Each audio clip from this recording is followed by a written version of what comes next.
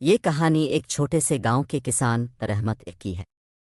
رحمت ایک غریب لیکن محنتی کسان تھا جو اپنے کھیتوں میں دن رات محنت کرتا تھا تاکہ اپنے خاندان کا پیٹ پال سکے۔ اس کے پاس زمین کم تھی مگر اس کا دل بڑا تھا۔ اس کی بیوی فاطمہ اور چھوٹے بچے احمد اور مریم اس کی زندگی کا سب سے قیمتی حصہ تھے۔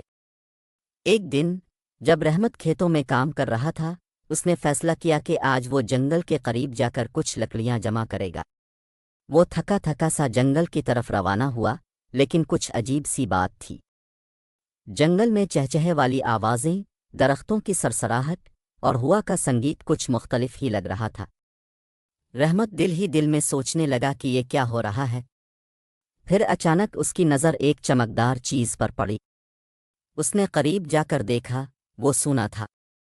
زمین میں دفن سونے کے ڈھیر موجود تھے۔ رحمت کی آنکھوں میں حیرت اور خوشی کی جھرمٹ تھی۔ اس کا دل تیز تیز دھڑکنے لگا۔ وہ بے اختیار سونے کے ڈھیر پر جھک کر اس میں ہاتھ ڈالنے لگا۔ یہ کیا معجزہ ہے، وہ خود سے بولا۔ رحمت نے سوچا کہ اب اس کے خاندان کی تقدیر بدل جائے گی۔ وہ سونے کا خزانہ لے کر واپس گاؤں جائے گا اور اپنے بچوں کو خوشحال زندگی دے گا۔ لیکن پھر اچانک اس کے ذہن میں ایک خیال آیا، اگر یہ سونا خدا کی طرف سے آزمائش ہے تو اس نے دل میں کہا، مجھے یہ خزانہ اپنے لیے نہیں بلکہ اپنے لوگوں کی بھلا کے لیے استعمال کرنا چاہیے۔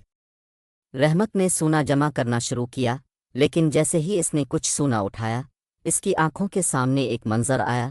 اس کی بیوی فاطمہ کا چہرہ، جو ہمیشہ اسے سچائی اور ایمانداری کی اہمیت بتاتی تھی۔ اس کے ذہن میں ماں کے الفاظ گونجے، جو چیز آپ کے حق میں نہ ہو وہ آپ کی تقدیر نہیں ہے۔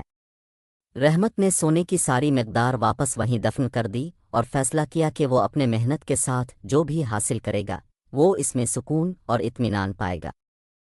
اس نے سونا واپس دفن کر کے خالی ہاتھ واپس گاؤں جانے کا فیصلہ کیا۔